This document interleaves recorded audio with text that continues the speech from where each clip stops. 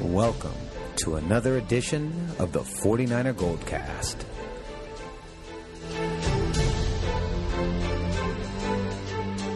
San Francisco, are you ready? Bam!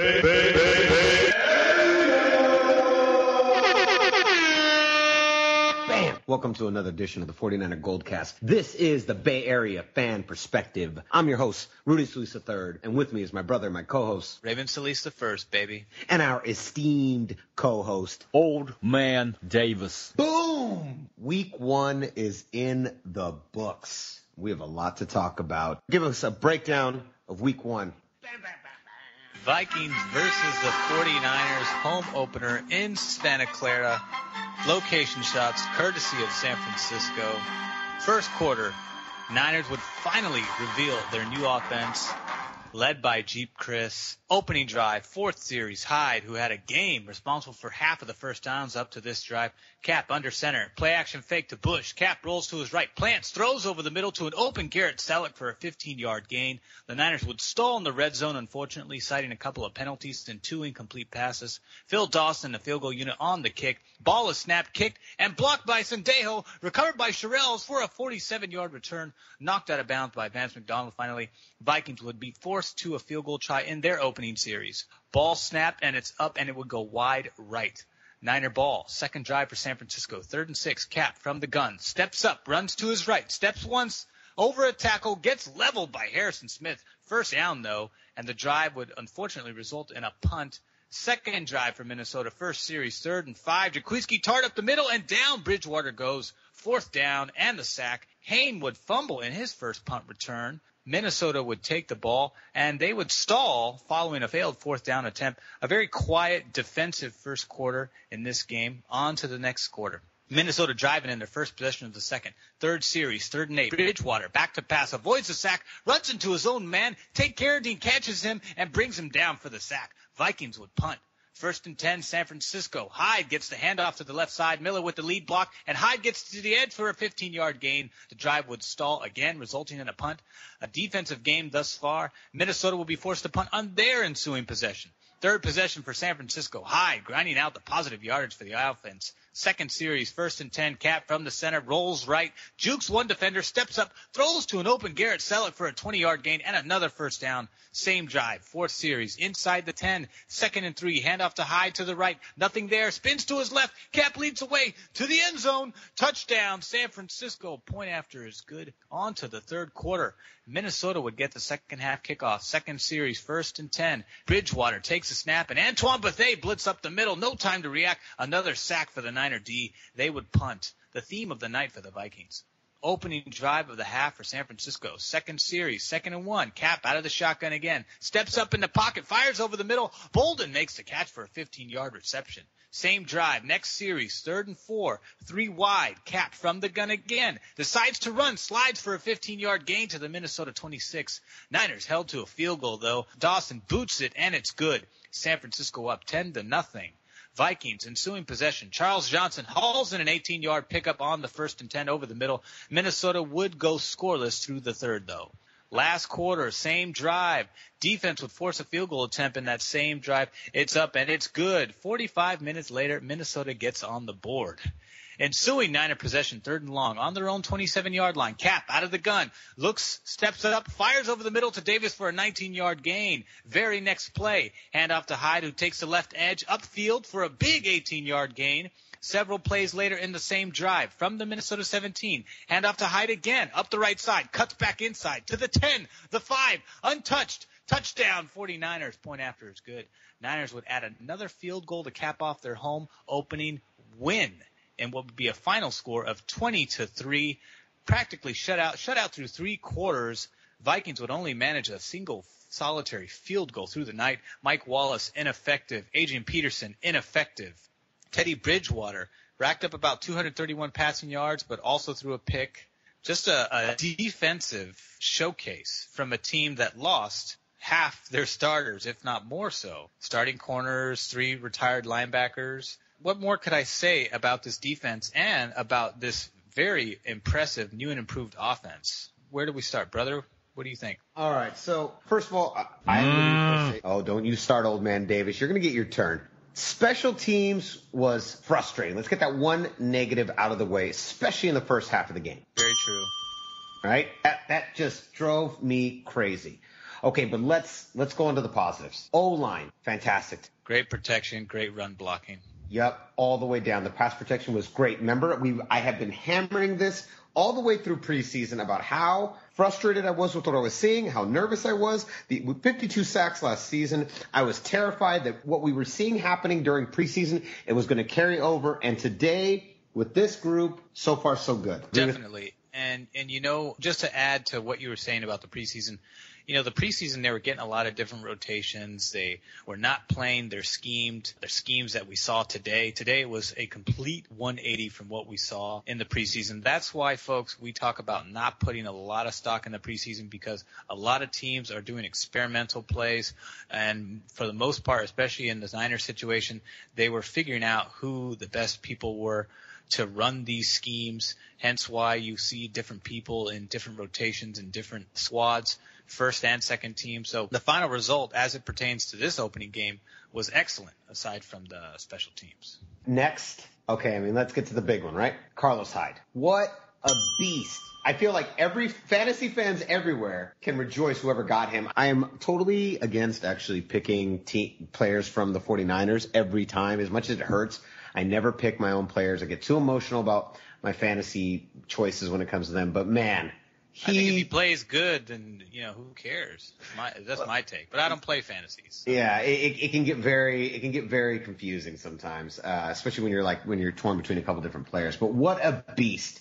He played to my expectations. This is exactly what I expected from him. This is why I was not afraid to lose Frank Gore. I was not sad that we lost Frank Gore. I was happy that he found another team, but this is exactly the playmaking ability I saw last season from him. Would you agree with that, Ray? I would, and this is the flashes that we saw last year, and he certainly lived up to that hype. So kudos to Trent Baalke for having the eye to pick up that kind of talent, because he certainly showed off what that talent is tonight, and it was huge. He had an Adrian Peterson-like night. He was averaging, 6.9 yards per carry. He had 2 touchdowns, only 26 attempts. I mean, he was all over the place. The Niners in total had well over 200 yards rushing. So once again, the rushing game proves to be the staple within the San Francisco offense that very much runs a vintage West Coast offense, albeit, sort of new age style, but it was very old school. Mm-hmm, very much so. A couple other things. Cap. Okay, 17 for 26. Yeah, okay, no TDs from Colin. Okay, but this season it looked to be more of a team effort, and I think we're going to need that. A W is a W is a W. I'll take them any way I can. I do like how much the ball was spread around, though. Davis, Selleck, Bolden, Hyde, even one for Torrey Smith. I thought he did a great job of spreading the ball around. I still want to see that, that killer instinct in the red zone. We still didn't see that, but then again, they allowed him to run, which I thought was really good. I thought it allowed him to be more comfortable. I saw more comfort in the pocket as the game went on. I thought that was great. Yeah, there was several times when it looked like he was going to take off, and he just planted and stepped up and threw over the middle. And those were second and third options, which means that he's making his reads. And even Trent Dilfer pointed that out in the commentary, which is really good to see. So a lot improved mechanics for sure. Definitely improved on his reads. Definitely improved on his pocket presence. He looks a lot more comfortable.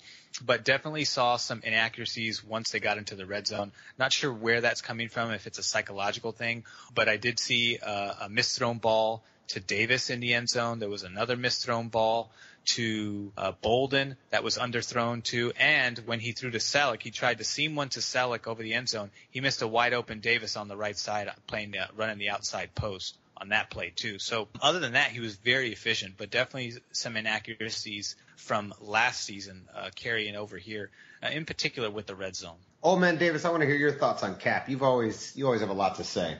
Well, I think Teddy Bridgewater did an excellent job in demonstrating how to play the quarterback position. Are you done? Can I continue? You can continue. In comparison to number 7, he outperformed and was far more dependable in passing, and the game stats show that. 23 for 32, 231 yards versus number 7's 17 for 26, which you have already stated, Rudy and Ray, 165 yards. I don't know what else there more is to show from what we've seen in game 1. They're going to be talking by week 17. The pass thrown heard around the world. And you know what pass that will be? The one that number 7 threw behind Anquan Bolden. The pass that was overthrown to Jared Hayne. So, this only reinforces my prediction of how number 7 will plan out for the 49ers. Now, as far as the rest of the team, because this is a team sport, this game definitely goes to the 49ers. My prediction of the Vikings over the 49ers was reluctant. However, there is another week of football, and we do have more predictions to follow with that. Lastly, I will say, I'm not impressed by the score of the game. I felt that this game should have been more. 27-7 is what the score should have been, and I felt playing a team like the Minnesota Vikings and how they played in the 4 quarters against the 49ers definitely should have played better than how we saw it on television. That's my thoughts. Other than that, I would say if it was a better opponent that the 49ers were playing, say a Green Bay Packers or a New England Patriots, then I would probably say you would have lost the game because your penalties, yes, the penalties is what costed you this game. The penalties definitely. 8 for 57, and 6 of those were in the first half. Now, granted, you did clean them up by the second half. Including a special teams touchdown called back. I hope for sure that we don't see this repeated next week. Go ahead. Now you can talk. Burger's ready. What a rush! Penalties definitely, that needed to be cleaned up. Again, we mentioned that at the beginning of the podcast. That was my frustration, especially with special teams. Oh, man, they were killing me. Jared Hayne looked a little nervous. Looked like he had some jitters. Definitely had some first-game jitters. I think the national spotlight of Monday Night Football is above and beyond what I'm sure he probably expected coming out of preseason. Yeah, it's a whole different world, buddy. You're a long way from rugby, son. Let's talk about the defense for a minute. Total team effort on defense. Bethea, man. I mean, Bowman came through, but so did Bethea. 8 tackles. They both led the team in tackles for sure, and they each had a sack as well. Mm-hmm. Jaquiski Tart was third with four tackles and a sack. Yep. So Aaron really Lynch good to see recorded one, and Tank Carradine recorded the 5th sack. It was a good team effort. I think that was the thing that really stood out to me here. There was a lot of concern going into this year about what kind of production we were going to get from both the offense and the defense. I was very nervous about the offense. I was pretty confident about the defense, but it was really nice to see the coaching staff utilize everything at their disposal and not put too much pressure on anybody. I feel like Cap was a little bit more in a game manager mode, and I thought that was good for him. I think that's good. I don't think it was bad. We've seen this pattern be very successful with Tony Romo. We've seen this pattern be very successful with Alex Smith. You've seen this pattern used before where you take a quarterback and you don't put so much pressure on him. You allow the running game to take more center stage. You let Cap run when he needs to and throw only when he has to, only when things are set up for him. And I thought it's a much better position for him to be in. You can see it in his body language and also just how the plays pan out, but he's definitely thinking pass first, run second, and certainly leaned on that a couple different times when he stepped up and threw in the pocket. Mm-hmm.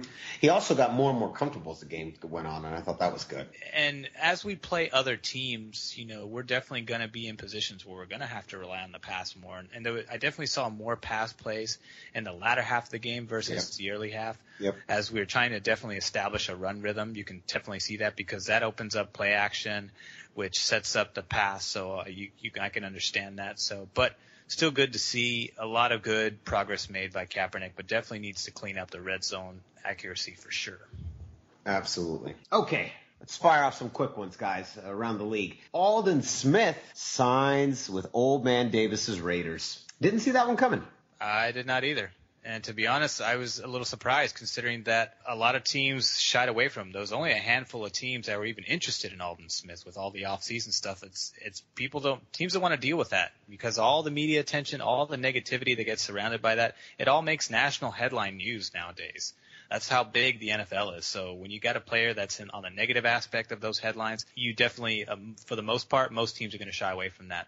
But I guess in the Raiders' case, they wanted to take a chance. Commitment to excellence. What do you think, old man Davis? In the words of Aldon Smith, it was an opportunity to just have a fresh start. 20 minutes away from where he already was? Exactly. He did say he wanted to stay in the Bay. You cross the bridge and you find that one city is different from the other immediately. That's for sure. All right. Who looks out for their players? Aldon Smith said the Oakland Raiders. And How would he know that? He would know that because he signed a one-year deal with us. He signed a deal with a team that gave him a shot, not a team that turned their back on him from a classy... One tackle and 1 assist. From a classy CEO... A team that's given him chance after chance and opportunity after opportunity to clean up his act. What are you going to do when he crashes another car? What are you going to do? What's going to happen? Yeah, how'd that Raider opener go? 3-4 years ago, your little baby butts were screaming diarrhea, and you guys were just so excited to hear Aldon Smith was a part of the team.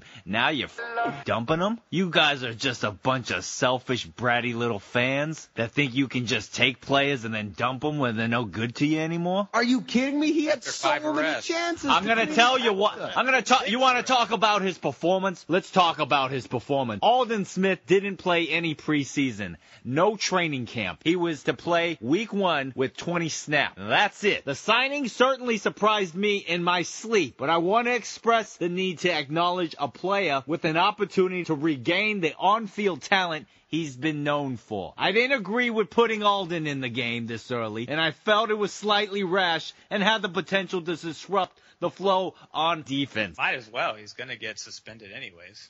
So why don't you keep on trying to egg me on and see if I got anything more to say? I'm not going to take your bait. You got that, little man? Go ahead and speak. What are you going to do when he gets in trouble with the law again? Where's the commitment to excellence going to go from there? Well, it doesn't matter. They picked up a guy who is going to get suspended one way or another. There's no chance of it not happening. It's true. It's just a matter of when.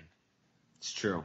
So you paid a 1-year deal, but guess what? He's not going to play the whole year. Shall we hedge more bets, Rudy? Well, you got something for me? What do you got? Hey, you're not looking good on this first one, by the way. 49 silver, red and gold dollars. Hey, by the way, only one team in a black uniform looked good this week. Oh. Shots fired. All right, let's move on. All right, final piece of Raider-related information. Crabtree fires shots at Kaepernick, saying, quote, I needed new scenery, I needed a quarterback that can deliver the ball, and that was hungry like I was. Yeah, how'd that first game work out for you, Crab? Hey, I'll tell you what, it was nice to see Crab finally get some separation. The only way he could do it was by leaving the 49ers team and joining another one. Yes. He can't get it on the field, that's for sure. Okay, what are we talking about here, boys? You guys got a couple wrinkles in your thongs? It wasn't even a direct attack at Colin Kaepernick. He just spoke from the heart and said that Derek Carr seems to have more of the passion he can relate to. That's it. Well, actually, while we're on the subject of Derek Carr, we all know the bet that we made last week. Can we talk about the stiff arm with the passing hand? Are you serious? Come on, dude. That was weak. That was so weak. Oh, no. You know what's weak? What's weak is I haven't addressed the Raiders recap on the Goldcast. So I'm going to do that right now. Derek left the game with a throwing hand injury and did not come back. We get that. Thank you very much, Rudy. This was not the game we were expecting.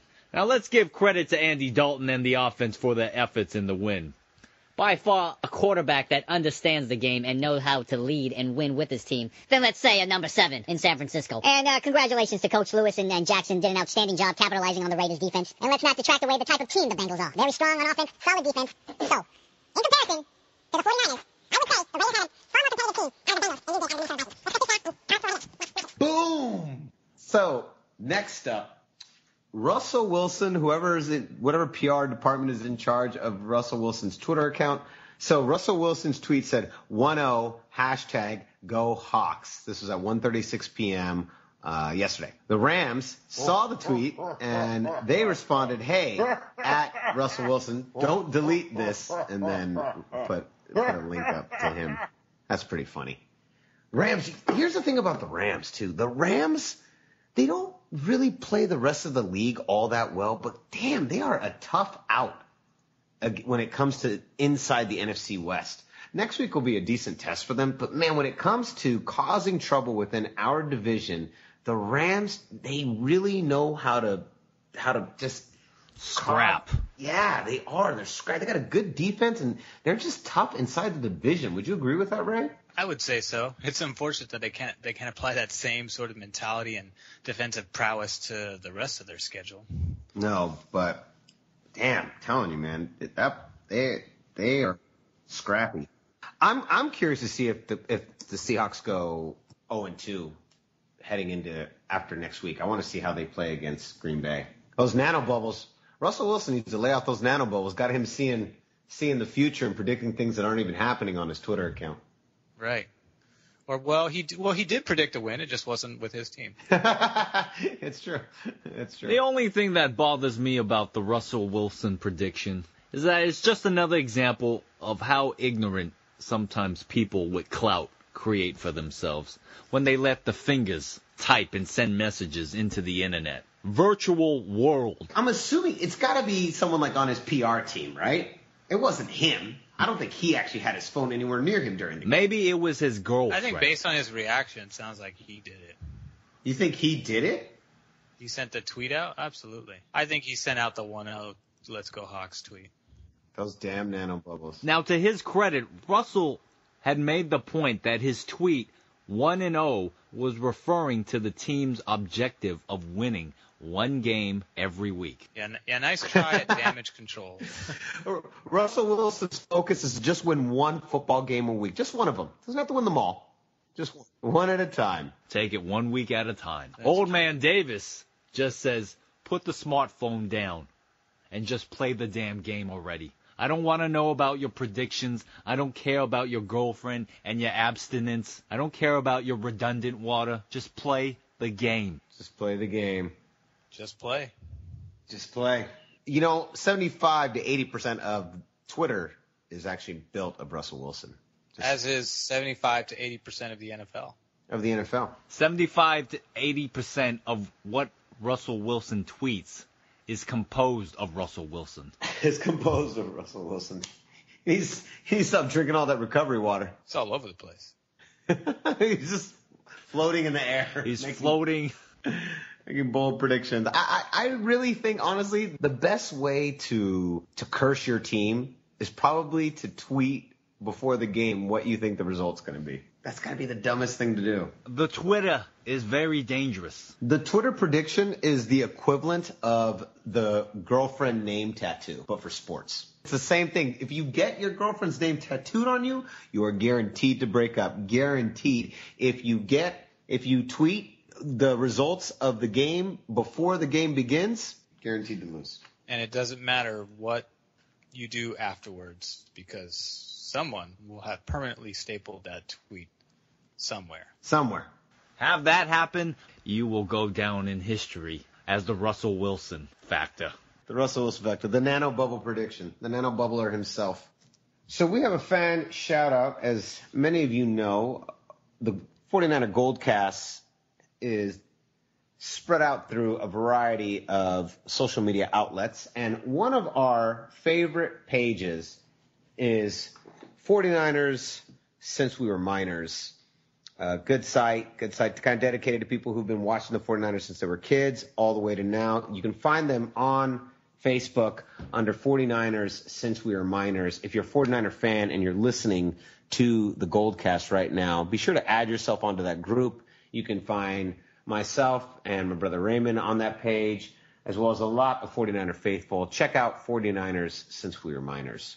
Last but not least, last segment of the day, all about that money. That cream. That cabbage. That moolah. That broccoli. That relish. Some sense. Those trees. That gouda. That spinach. Bay water. That celery. Ching ching. Ching-a-ling-a-ding. Ring-a-ding-a-ling-ling. So the betting lines, okay, first of all, Raymond, you were the one that said not only would the 49ers go over the 3-point spread, but you said they would go way past it. And actually they did, with 17 points beyond what Vegas had. And Vegas switched it. They had us as 3-point favorites and then switched it before the game started. I looked at the paper. I looked at the matchups, and when I looked at the matchups, I saw that the Niners had a clear advantage, and that sure as hell showed itself. Well, according to last season's final win-loss records, we have a much tougher team ahead of us next week. The Pittsburgh Steelers. The Pittsburgh Steelers, guys, on the betting lines are 6.5-point favorites over the San Francisco 49ers. Raymond, here's the question. Do you take that bet?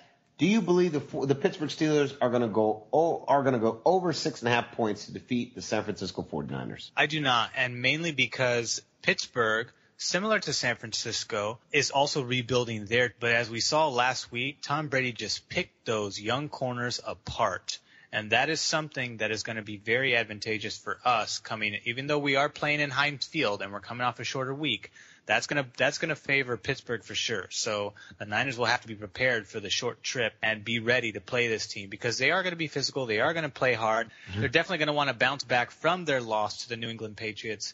However, I don't see that happening basically because that secondary is very, very exposed, way more exposable than the Minnesota Vikings secondary. And as a result, I think Kaepernick is going to have a much bigger passing day, led, of course, by Carlos Hyde's running game. So I do not take that bet. I take the Niners by 14. Ooh, boom! Niners by 14. Oh, man, Davis, do you have any thoughts on that prediction? The Pittsburgh Steelers, 6 points over. 6 plus more. And they'll bring my Vegas record 1-1. 1-1. We're going to find out. Raymond, where can they find us? You can follow us on Twitter at 49ers Goldcast, as well as Facebook. Like us on Facebook, facebook.com/49ers Goldcast, as well as YouTube, Goldcast on YouTube page. Be sure to subscribe so you can stay up to date on all of our recordings and all of our posts. And also participate because you never know, you might be the next person on our Fan of the Week shout-out.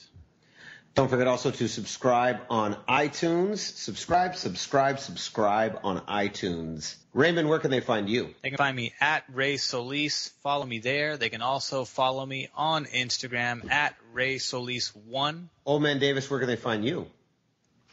You can find me off of Hagenberger Way, Oakland, California. You can find me on both Twitter and Instagram at Rudy Solis 3rd, Rudy Solis 3RD. Be sure to give me a shout out, follow me, I'll follow you back. Anyways, Raymond, when's the next game? We're playing the Pittsburgh Steelers. When and where? We are playing them September 20th, Sunday, and at Heinz Field, 1:00 p.m. You can watch that on Fox Network. Get tickets at the box office if you want to fly out to the East Coast. Or if you're in the East Coast, enjoy the game. You just happen to be in Pittsburgh. You wake up on Sunday morning and realize you are nowhere near San Francisco and you're in Pittsburgh. How did I get what? Oh, well, I might as well go to the game. Yeah, go for it. Check out Three Rivers Stadium. All right. So concludes another edition of the 49er Goldcast. We are the Bay Area Fan Perspective. I'm your host, Rudy Solis III, and with me is my brother, my co-host, Raymond Solis I, baby. And our esteemed co-host, Old Man Davis. Bam! We'll see you next week. Same Goldcast time, same Goldcast channel. Hey, wait! Hey, is the show over? I just got back from Levi Stadium. Did I miss everything, gosh? I just got here. I just got off the 101. You know how bad traffic is up the North 101? Oh, Bessie here, she said she almost had a heart attack. She was racing her way all the way up the bay. Okay, let's talk about the game. The Minnesota Vikings fans in all their black jerseys. Oh, it was such a great time.